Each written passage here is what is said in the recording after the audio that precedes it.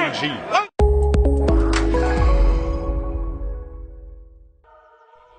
السلام عليكم متابعينا الكرام.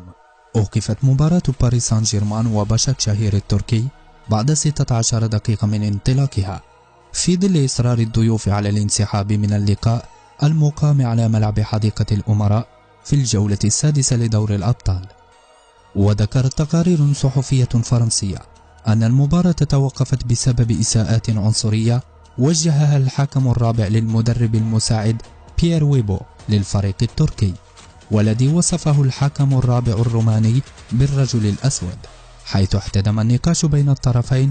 وقال ويبو أن الحكم تحدث إليه بعنصرية واصفا إياه بالزنجي، وكان عليه أن يخاطبه باسمه أو بوصفه كعضو في الجهاز التدريبي. وكانت نتيجة اللقاء عند توقفه تشير إلى التعادل السلبي بين الفريقين قبل أن يخرج لاعبو الفريقين من الملعب. وبدأت الأحداث عندما توجه حكم اللقاء لطرد المدرب المساعد للفريق التركي، ثم توقفت المباراة وذهب الفريقان إلى غرف خلع الملابس بعد أن طالب لاعب تشيلسي السابق وباشاك شاهير الحالي ديمبابا من لاعبي فريقه مغادرة الملعب.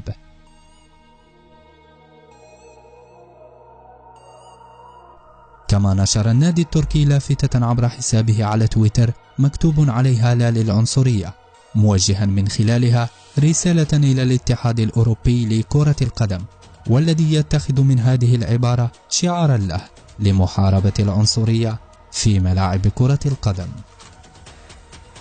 ما رأيك عزيزي المشاهد؟ لا تنسى الاشتراك وتفعيل جرس الإشعارات لتتوصل بجديدنا دائما.